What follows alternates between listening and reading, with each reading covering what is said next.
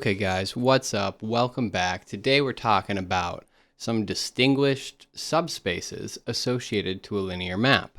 So these are the null spaces and the ranges. So first we'll talk about the null space. We'll get into it.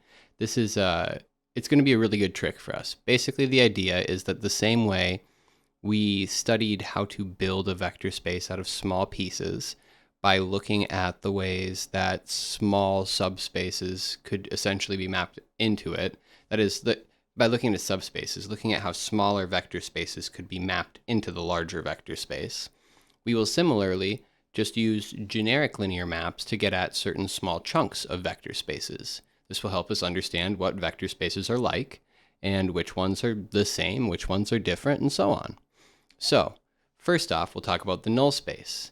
We will denote this by null t. So for t, a linear map between a vector space v and a vector space w, its null space, which we'll denote, like I said, by null t, is the subspace of v, notice, that is in the domain of t, the stuff that you put into t, and it consists of those vectors that t maps to 0. That is, it is the set of little v's in big V, such that t of little v is equal to 0. All right, cool. As I said, this is a subspace, so let's actually prove that. It's our first theorem here. Suppose that T is a linear map from V to W. What we'll claim is that null T is a subspace of V. So proof. All right, so what do we need to do to show that it's a subspace? Well, first off, since T is linear, T of 0 is equal to 0. We proved this last time. So 0 is in the null space of T. Now, if U and V are two vectors in null T, then note that by linearity, T of U plus V is T of U plus T of V, which, since U and V both being in null of T, means that T of U and T of V are 0. This says that this is 0 plus 0, which we know is 0. So U plus V is in null T as well. Finally,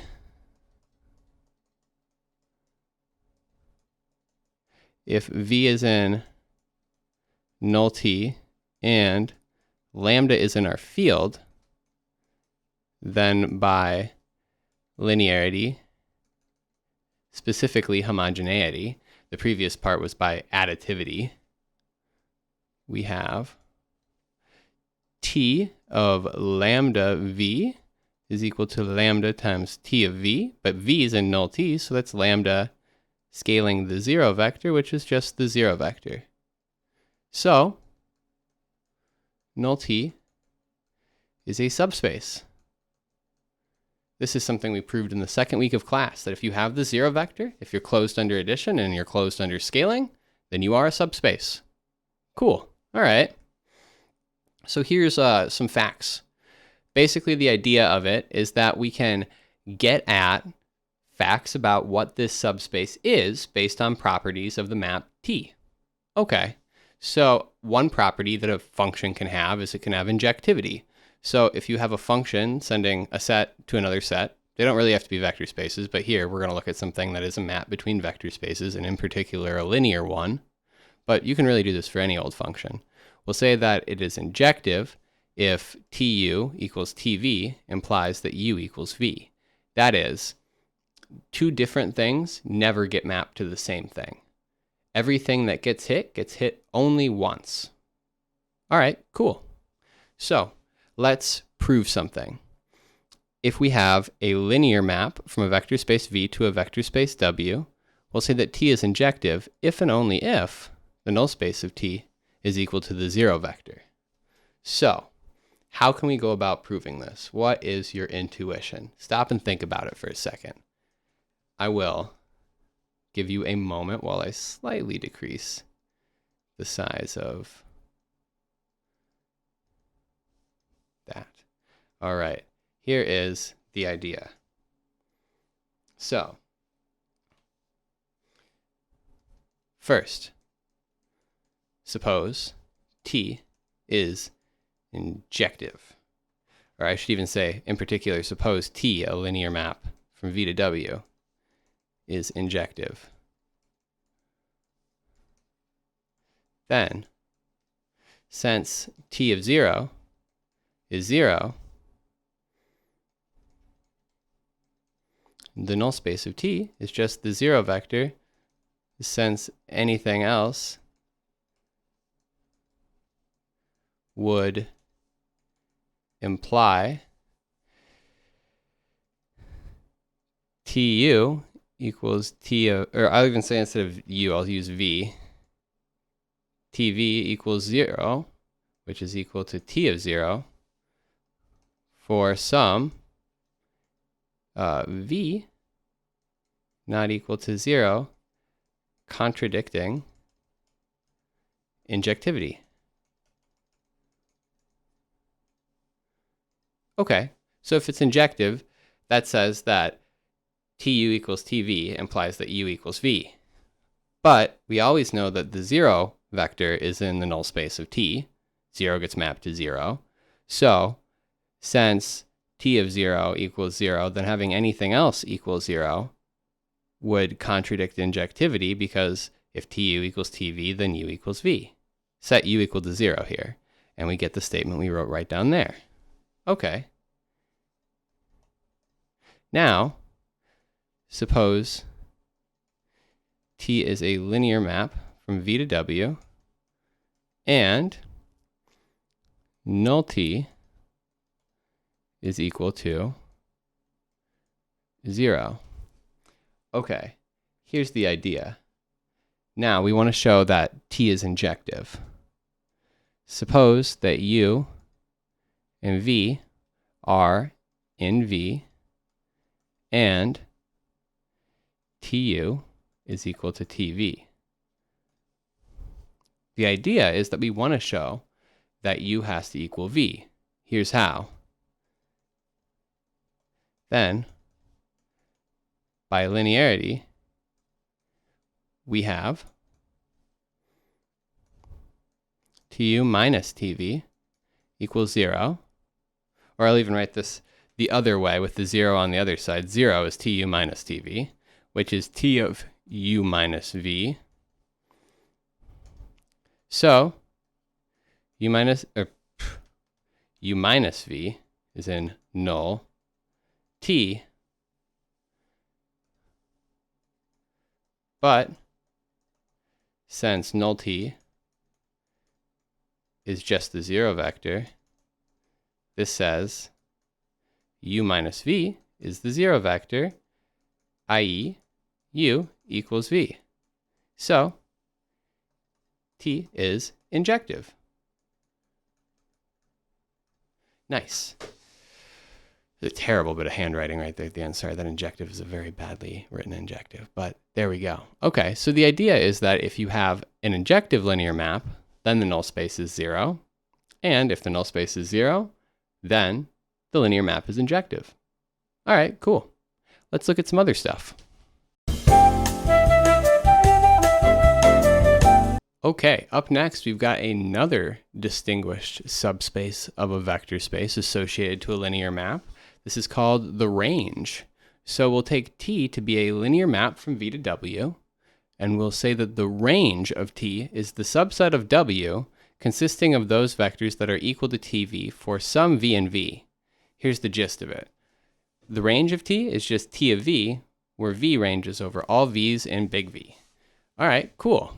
So, what do we know about the range? Well, I've said it already. It's a subspace. Let's prove this. So if T is a linear map from V to W, then the range is a subspace of W. Here's the proof. All right. So we're going to do basically the same kind of thing as before. Let T be a linear map from V to W. First,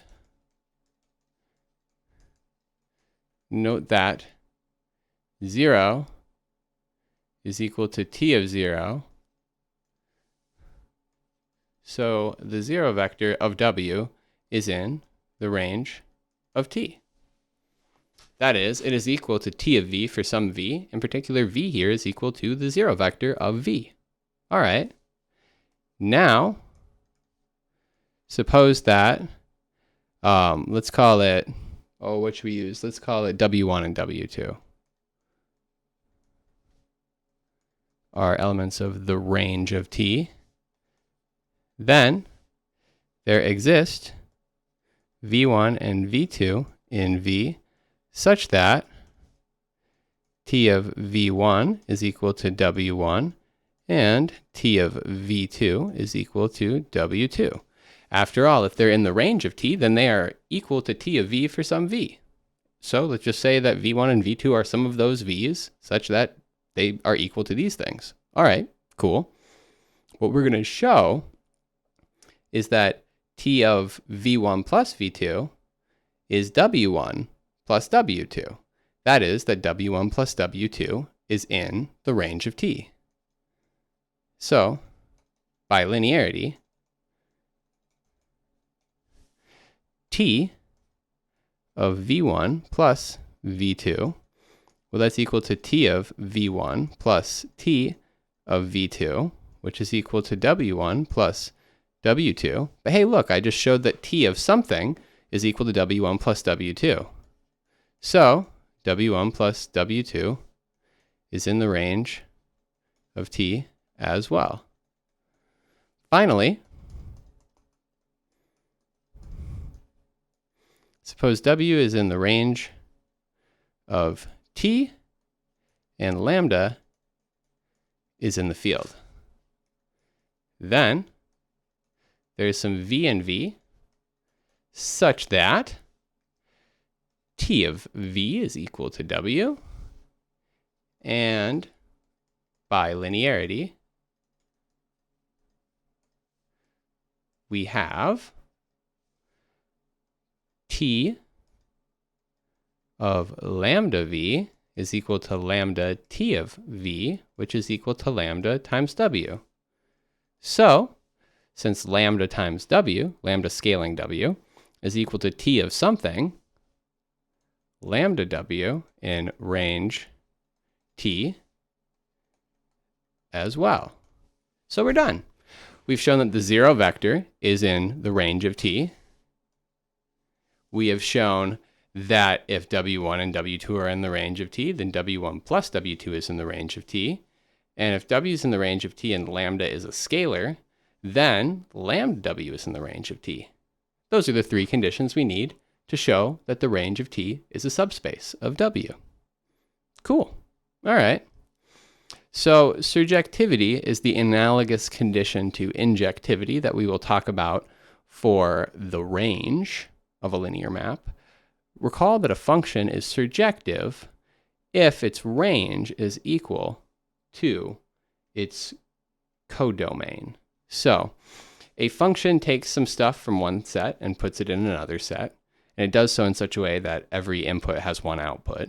It doesn't necessarily have to have a unique output, but it has only one output, but it's not the case that necessarily those outputs can't coincide for different inputs. The case where a function is surjective is when the outputs are all of the thing that is on the right side of the arrow. Okay, fair enough. So, an important fact, and this gets lost, I think, sometimes because we don't always specify functions by talking about what the w here is, what the thing the arrow is pointing at is.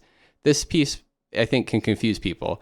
Surjectivity depends on the target space. So surjectivity depends on the codomain, the thing that the arrow points at.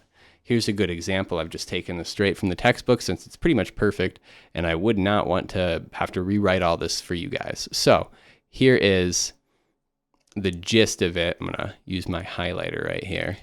So take the differentiation map that, and suppose that we treat it. So this is the map that sends a polynomial to its derivative. Let's take it from, say, the polynomials of degree at most 5 with real coefficients. and treat it as a map that sends those polynomials to themselves. In that case, it's not surjective because the polynomial x to the fifth, or any polynomial of degree 5, is not in the range of D. Does that make some sense? That is, if you treat it as take a polynomial, derive it, well, deriving a polynomial decreases its degree by 1. Well, if you start with polynomials of degree at most 5, then what you get back by deriving all of them is polynomials of degree at most 4. So you definitely don't hit all of P5. However, if you instead looked at this map where the codomain was P4, polynomials of degree at most 4, defined in exactly the same way, just a different codomain, that map is surjective because its range is equal to its codomain, which is P4. Okay, cool. So the idea here is that whether or not a function is surjective depends on what we are mapping things into. All right, fair enough. This is something that is occasionally brushed under the rug. Like we'll say, like, here, take this polynomial function. But a function has a domain and a codomain. Where the stuff comes from, where it goes to. It can be the case that the function looks the same, but has different codomains, like what happens right here. This function, if you notice, dp is p prime and sp is p prime. It looks exactly the same in terms of what it does to stuff in P5. The difference is where are we considering the output of that function as living? If it lives in P5, then we certainly don't hit all of P5. If it lives in P4, well, then we do hit all of P4. Okay, cool. Let's use this to prove something that gets a very dramatic name.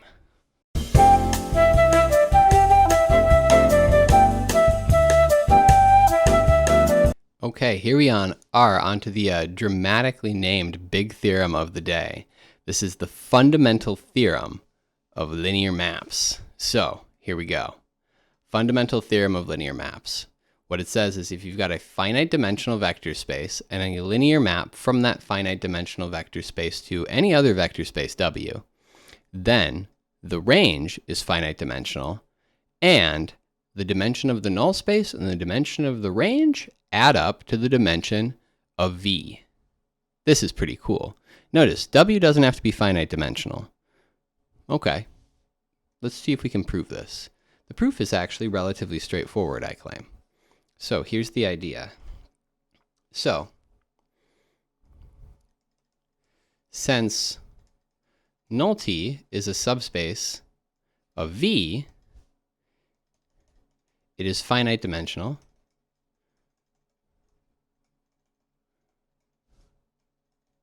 Since V is, let's let U1 through U, let's call it M, be a basis of the null space of T. So this first part, notice, we have to, if we let U1 through UM be a basis of null T, what we are automatically implying is that null T is finite dimensional. So we should, of course, first confirm that. That is, it's a subspace of a finite dimensional vector space, so it's itself finite dimensional. We proved that, I believe, last time or the time before. All right, we'll take a basis of this finite dimensional vector space. Since this is a linearly independent list in V, it can be extended to a basis of V. Okay. Let U1 through UM, V1 through Vn be this extension. Okay, so we're going to take a basis for null T and we're going to extend it to a basis of V.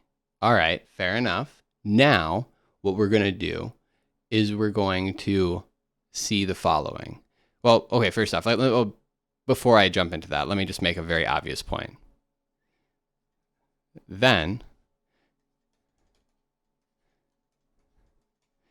the dimension of V is equal to n plus m, since I have m things in the list u1 through um, and n things in the list v1 through vn, and this is a basis of V. The dimension is the length of any basis, so the dimension of V is n plus m, which is equal to n plus dim null t, since we let u1 through um be a basis of null t. So what we'll do, we will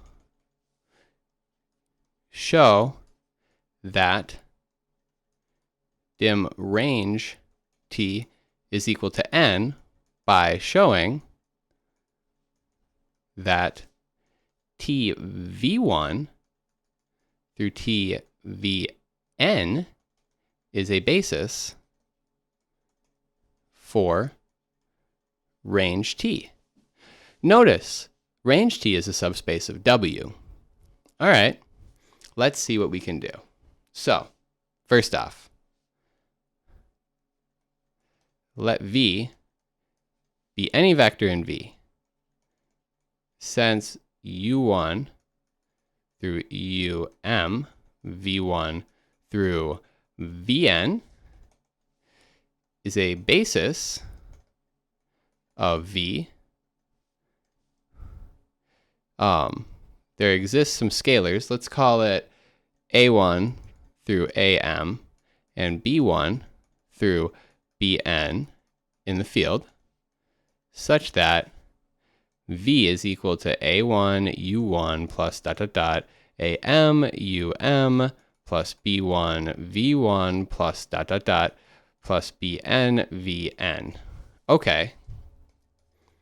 Then, by linearity, we have t of V is equal to a1 t of u1 plus dot dot dot dot dot all the way down to am t of um plus b1 t of v1 plus dot dot dot bn t of vn. Lot of writing right there. Okay, I kind of skipped a step. What I'm saying is, hey, look, V can be written as a linear combination in this way. Since T is linear, I can break it up across the sum, and I can pull out scalars. So I did that all at once to save us a little bit of space. Since U1 through UM are in null T, T of UI is equal to 0 for I equal from 1 all the way up to n. So, T of V is equal to B1 T of V1 plus dot dot dot dot dot all the way down to Bn T of Vn. Oh, okay, cool. Hence,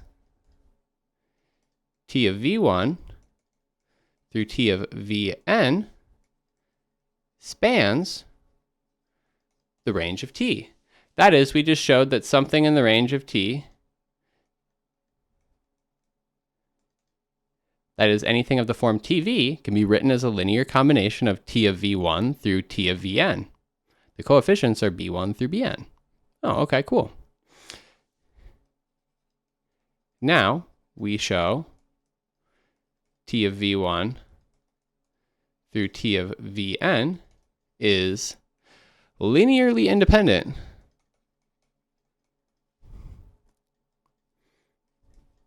let's let C1 through Cn be scalars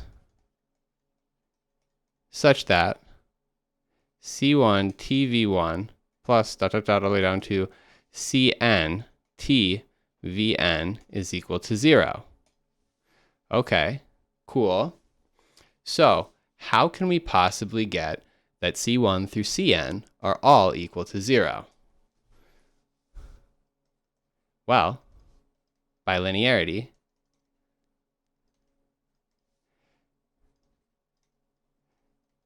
this says that T of C1 V1 plus dot dot dot all the way down to Cn Vn is equal to 0. So, notice this says that C1 V1 plus dot dot dot all the way down to Cn, Vn is in the null space of T. And there exist coefficients, let's call them d1 through dm in the field, such that C1 V1 plus dot dot dot all the way down to Cn Vn is equal to d1 u1 plus dot dot dot all the way down to dm um. This is from the fact that u1 through um is a basis for null t.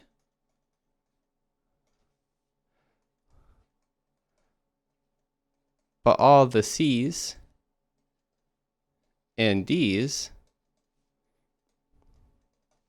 must then be 0, since u1 through v1 through vn is a basis for v and is thereby linearly independent. Oh, okay. So TV1,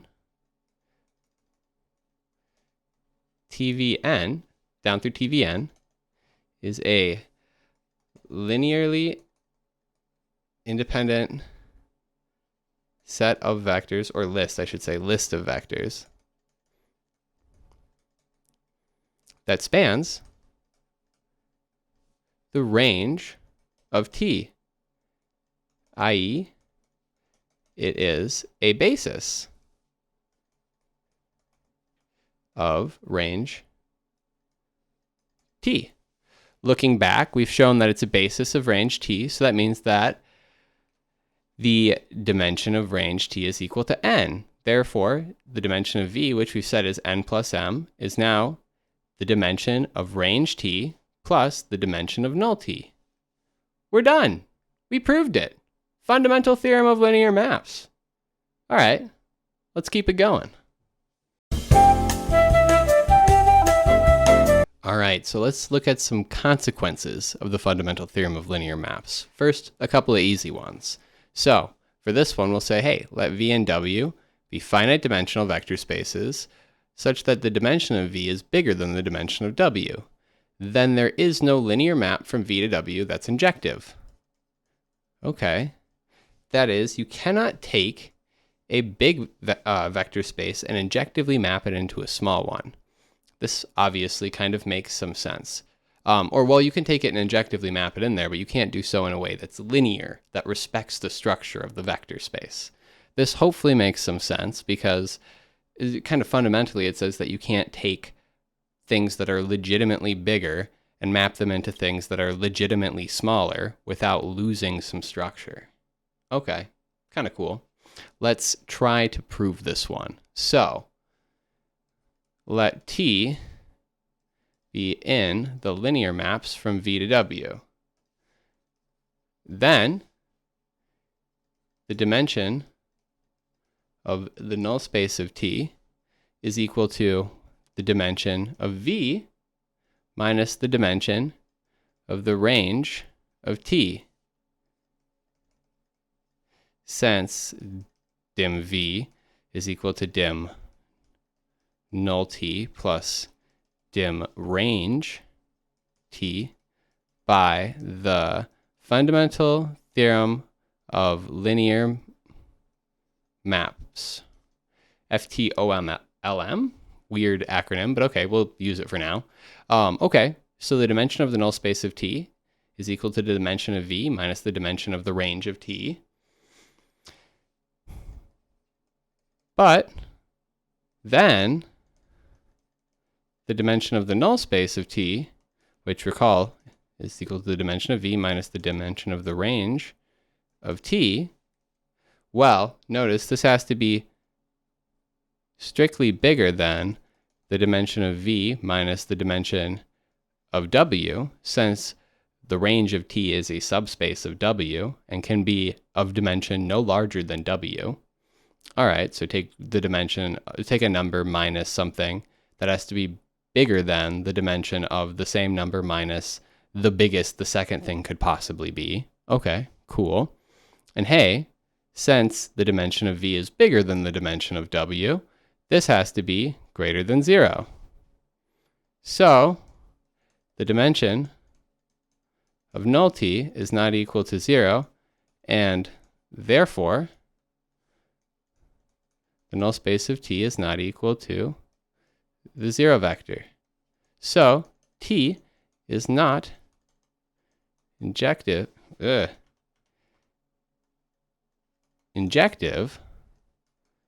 by a previous result. I think that was the first thing we proved today, that if the null space of t is the null space of t is equal to the trivial subspace that just has the 0 vector if and only if t is injective.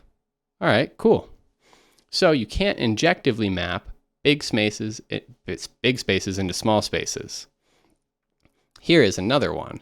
So let's suppose that v and w are finite dimensional vector spaces. What we'll claim is that in the case where the dimension of v is smaller than the dimension of w, there's no linear map from v to w that is surjective. That is, you can't surjectively map a small thing into a thing that is legitimately bigger in a way that preserves its structure. Here, that means linearity. All right, proof. So let t be a linear map from v to w. How are we going to do this? Well, first off, we basically just want to do what we did last time. Then, by the fundamental theorem of linear maps, we have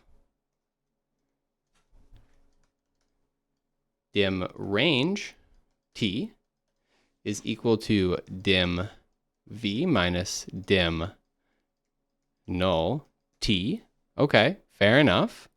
Which I claim is definitely greater than or equal to just the dimension of v.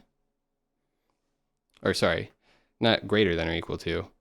Explicitly other way around, less than or equal to. Sorry, writing too fast. Less than or equal to the dimension of v. That is thing minus something. If that something has to be greater than or equal to 0 that you're subtracting, then that is going to be less than just the thing you started with without subtracting anything. All right, but then this is less than the dimension of w if dim v is less than dim w. So the range of t is not equal to w since its dimension has to be strictly smaller. And t cannot be surjective. That is, if t was surjective, then its range would be equal to w. All right, cool. Some pretty easy consequences right there. You can't take small dimensional things and linearly map them into high dimensional things. You can't take high dimensional things and surjectively map them. You can't take small dimensional things and surjectively map them into high dimensional things. You can't take high dimensional things and injectively map them into small dimensional things, with both of the caveats that we're only considering linear maps. All right, cool. Let's see if we can draw a comparison to something that you've seen before.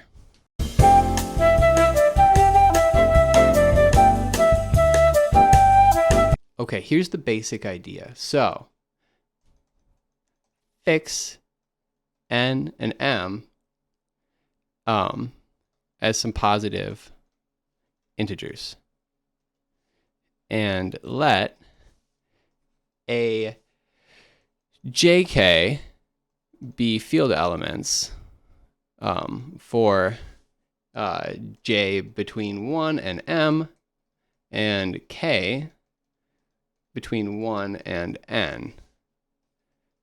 Consider the system of equations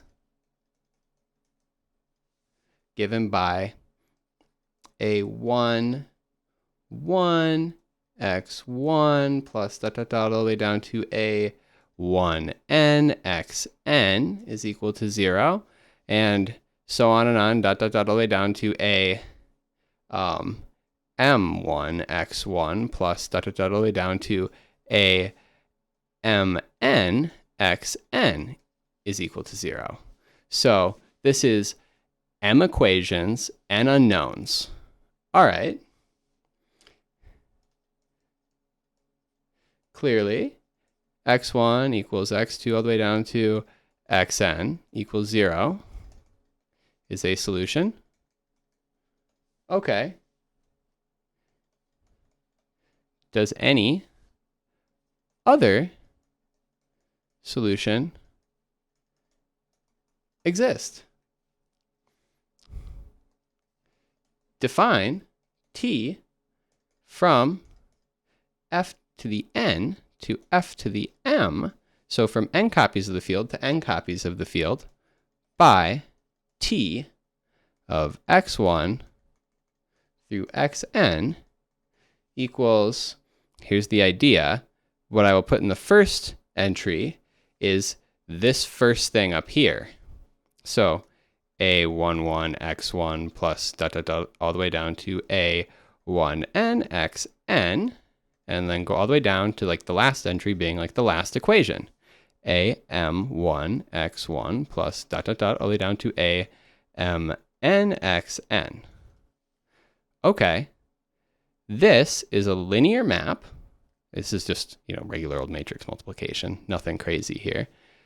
This is a linear map, and so here is the idea. We have some nice results. So first off, a homogeneous system of linear equations with more variables than equations has non-zero solutions. We always know that we have a zero solution. Okay, that's the one where we set everything equal to 0. Are there other solutions? Well, here's how we do it. We set up this linear map, and we do it as follows. So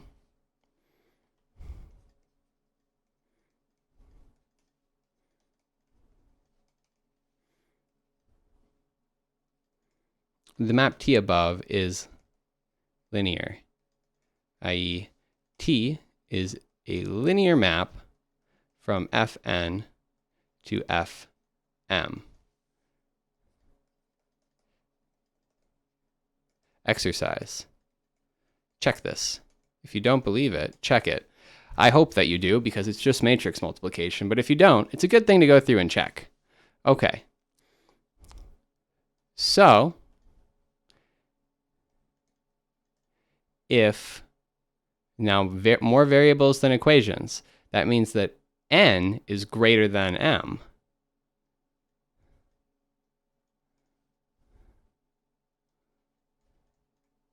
We have that the dimension of Fn, which is the V in the fundamental theorem of linear maps.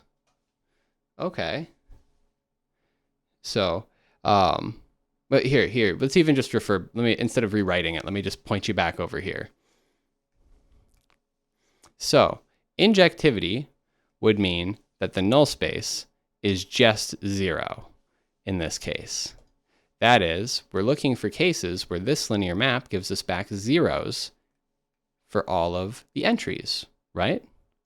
Okay, we know that 0 is always in the null space. When is it only in the null space? Well, it's when T is injective. But we know that no linear map from a high dimensional space to a low dimensional space is injective. So the dimension of Fn is greater than the dimension here of Fm, i.e. n is bigger than m, and T cannot be injective, i.e. null T is not equal to the subspace with just the 0 vector. So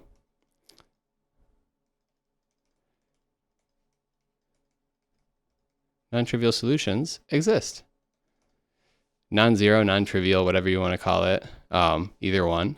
But hey, bada boom. All right, same idea for the other way around. So if you take an inhomogeneous system with more equations than variables, there is no solutions for some choice of the constant terms. What is the idea here? Well, if it's going to be inhomogeneous, here's the idea.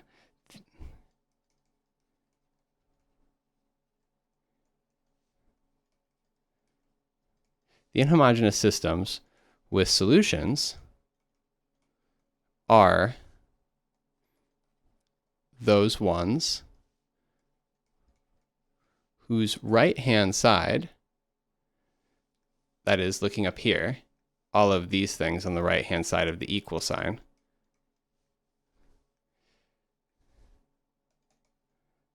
lies in range T. But if there are more equations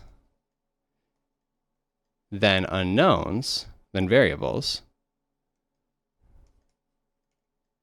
this cannot be, since, or I will say this cannot be possible for every single, looking at it, the FM is the range, every single Wn FM, since T cannot be surjective. That is, if FM is of higher dimension than Fn, then I cannot surjectively map Fn into Fm linearly. Okay, cool. That's just the previous result right down here. Bada boom. A direct analog. Kind of cool. So it didn't look like we were talking about systems of equations, but incidentally we were. We were just talking about more things than that at the same time. Cool. I'll see you next time.